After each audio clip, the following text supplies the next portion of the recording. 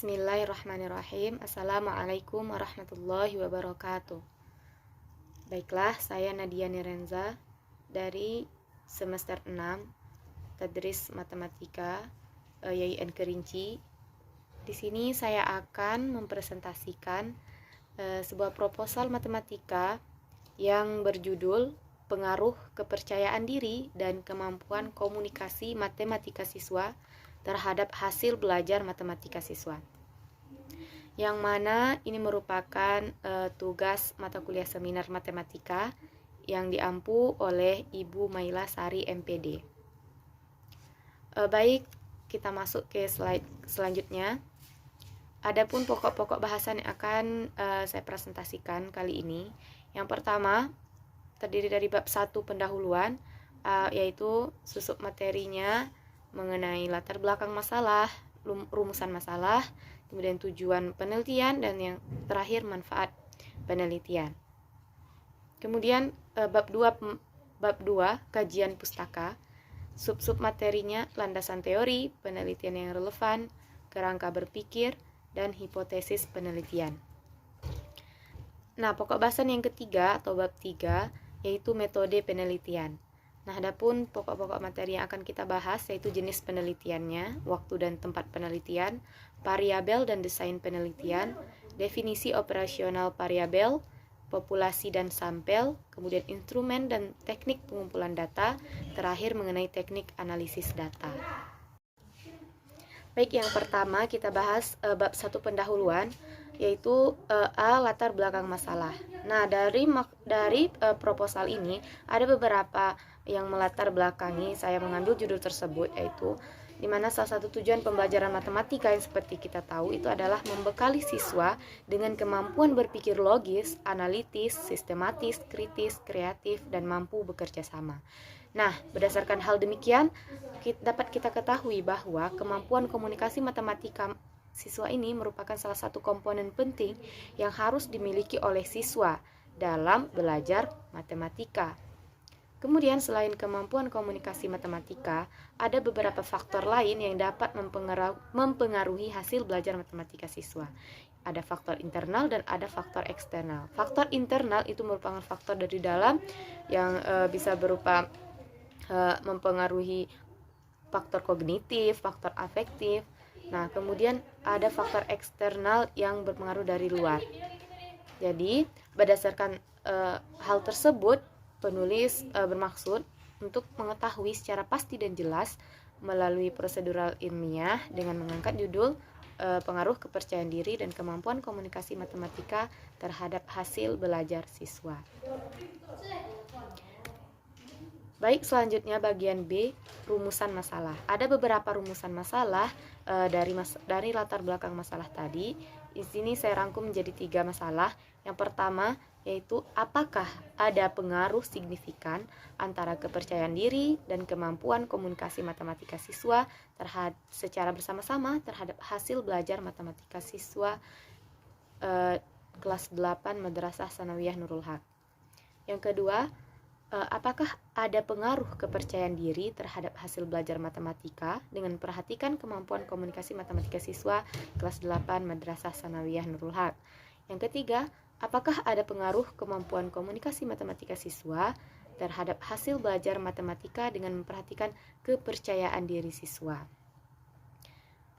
Baik, selanjutnya masih bab 1 mengenai tujuan penelitiannya. Nah, dari rumusan masalah tersebut, adapun tujuan masalahnya yang akan kita teliti yaitu untuk mengetahui pengaruh kepercayaan diri dan kemampuan komunikasi matematika secara bersama-sama terhadap hasil belajar siswa.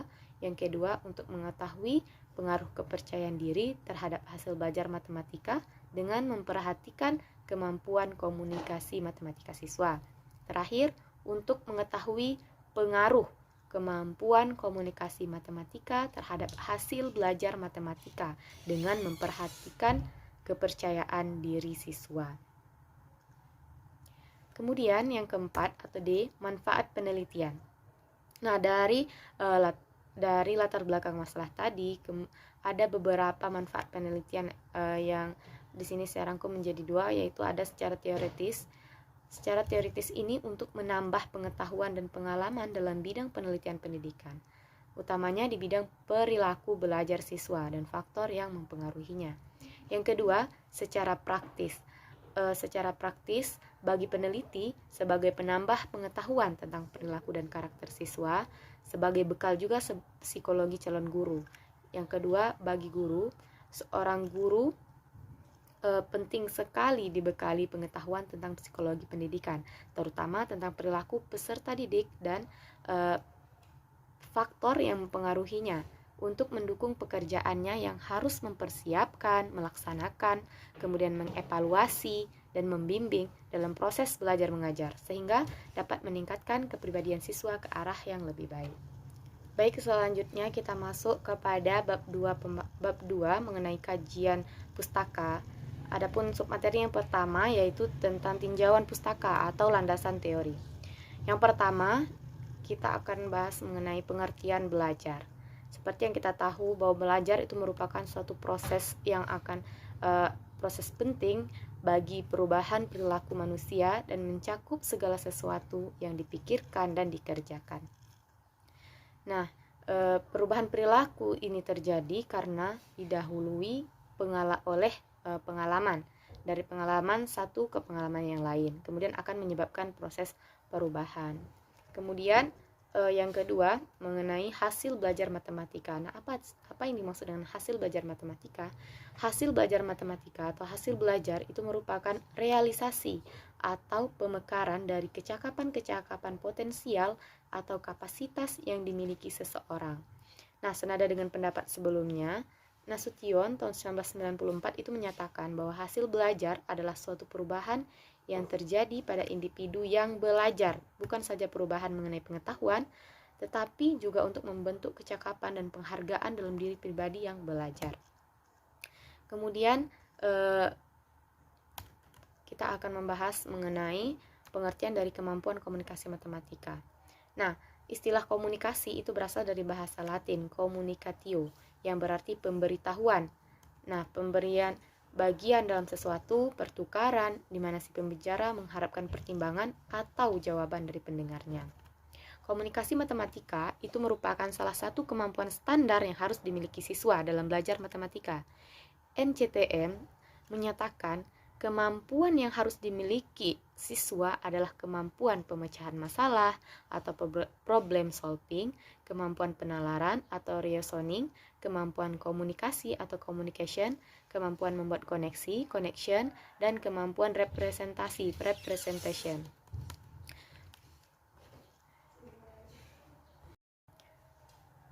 Poin selanjutnya yaitu kepercayaan diri.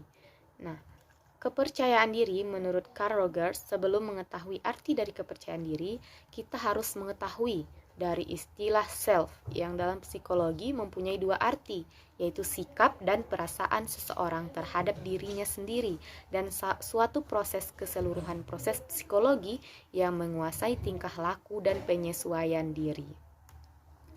Nah, kemudian kepercayaan diri itu dapat disimpulkan bahwa suatu keyakinan dan sikap yang dimiliki siswa akan kemampuan dirinya dan mampu mengembangkan serta mengolah dirinya dalam mengatasi berbagai macam permasalahan, baik yang bersifat positif maupun yang bersifat negatif. Selanjutnya, submateri yang kedua atau yang B yaitu hasil penelitian yang relevan. Hasil penelitian yang relevan dari proposal ini yaitu ada yang pertama penelitian dari Hurisu Henry tahun 2010 yang di mana judul proposalnya pengaruh kecerdasan matematis logis, rasa percaya diri dan kemandirian belajar terhadap hasil belajar matematika. Yang kedua juga ada penelitian dari Nina Agustianingrum tahun 2016 dengan judul proposalnya hubungan kebiasaan belajar dan kepercayaan diri dengan hasil belajar matematika siswa kelas 8 SMP Negeri 27 Batam. Yang ketiga, penelitian Yoga Muhammad Muklis dan Husnul Khotimah Dwi Sanhadi 2016 dengan judul kontribusi self-efficacy dan kemampuan komunikasi matematis terhadap prestasi belajar matematika siswa. Selanjutnya yaitu kerangka berpikir. Nah, dalam proses belajar ada beberapa faktor yang mempengaruhi hasil belajar siswa, yaitu ada faktor psikologis, faktor-faktor yang mempengaruhinya seperti faktor kognitif dan afektif. Kemudian, kepercayaan diri itu juga merupakan salah satu faktor afektif yang dapat mempengaruhi hasil belajar siswa. Kepercayaan diri ini merupakan suatu faktor yang sangat penting bagi siswa, karena sikap percaya diri itu akan membuat individu merasa optimis dan mampu untuk melakukan penyesuaian dengan lingkungan sosialnya. Individu yang memiliki kepercayaan diri yang baik, memiliki keyakinan, dan selalu berusaha mengembangkan potensi diri secara maksimal, serta menunjukkan yang terbaik dari dirinya, dibuktikan dengan sebuah prestasi. Sebaliknya, siswa yang memiliki kepercayaan diri yang kurang baik, mereka akan tidak mampu untuk mengembangkan bakat, minat, dan potensi yang ada di dalam dirinya, dan tidak mampu mengaktualisasikan diri dengan maksimal, serta bersifat pasif. Selanjutnya, masih mengenai bab 2, kajian pustaka, yang mana akan kita bahas mengenai hipotesis penelitian.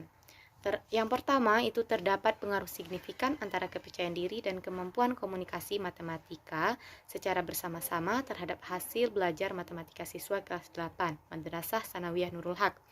Nah, sebagai keperluan pengujian hipotesis penelitian, maka dirumuskan hipotesis statistik seperti yang tertera pada slide PowerPoint berikut. Kemudian yang kedua yaitu terdapat pengaruh kepercayaan diri terhadap hasil belajar matematika dengan memperhatikan kemampuan komunikasi matematika siswa kelas 8 Madrasah Sanawiyah Nurul Haq. Begitupun selanjutnya. Nah, itu bisa kita lihat sama-sama di PowerPoint yang telah saya tampilkan ini. Selanjutnya kita masuk pada bab 3 metode penelitian. Yang pertama yaitu jenis penelitian. Nah, jenis penelitian yang digunakan dalam proposal ini yaitu jenis penelitian ex post facto atau sering disebut dengan after the fact. Nah, yang dimaksud dengan jenis penelitian ini yaitu metode penelitian yang menunjukkan bahwa perlakuan terhadap variabel bebas itu telah terjadi sebelumnya. Sehingga peneliti tidak perlu memberikan perlakuan lagi, tinggal melihat efeknya pada variabel terikat saja. Yang kedua yaitu waktu dan tempat penelitian. Nah, penelitian ini dilaksanakan pada tahun pelajaran 2020 atau 2021 semester ganjil di Madrasah Sanawiyah Nurul Haq, Kecamatan Air Hangat, Kabupaten Kerinci, Provinsi Jambi. Selanjutnya kita bahas mengenai variabel penelitian. Variabel yang diselidiki dalam penelitian ini adalah variabel bebas dan variabel terikat. Variabel bebas pada penelitian ini itu kepercayaan diri atau disimbolkan dengan X1 dan kemampuan komunikasi matematika siswa disimbolkan dengan X2. Kemudian variabel terikatnya yaitu hasil belajar matematika disimbolkan dengan Y. Selanjutnya, populasi dan sampel. Populasi dalam penelitian ini yaitu seluruh kelas 8 Madrasah Sanawiyah Nurul Haq tahun pelajaran 2020-2021 yang mana jumlah siswa kelas 8-nya yaitu terdiri dari 19 perempuan dan 20 laki-laki. Jadi totalnya 39 orang. Kemudian sampelnya itu digunakan jenis sampel jenuh atau total sampling. Karena besar populasinya itu kurang dari 100, maka sampelnya kami ambil seluruh siswa kelas 8 Madrasah Sanawiyah. Selanjutnya, instrumen penelitian. Instrumen penelitiannya yaitu ada tes hasil belajar matematika, kemudian tes kemampuan komunikasi matematika, dan terakhir kuesioner kepercayaan diri atau self-confidence. Kemudian teknik pengumpulan data. Dalam penelitian ini, peneliti mengumpulkan data itu menggunakan metode angket atau kuesioner dan metode tes. Desain penelitiannya yaitu seperti yang sudah saya jelaskan juga sebelumnya dan dapat juga teman-teman lihat di tampilan PowerPoint ini. Kemudian teknik analisis datanya ada 3, ada analisis deskriptif, uji asumsi klasikal, dan pengujian hipotesis. Demikianlah presentasi dari saya mengenai proposal saya yang berjudul pengaruh kepercayaan diri dan kemampuan komunikasi matematika terhadap hasil belajar matematika siswa. Nah, saya harap teman-teman semua dapat memahaminya. Nah, jika terdapat kesalahan ataupun salah kata, salah ucap, saya mohon maaf. Saya tutup dengan wassalamualaikum warahmatullahi wabarakatuh.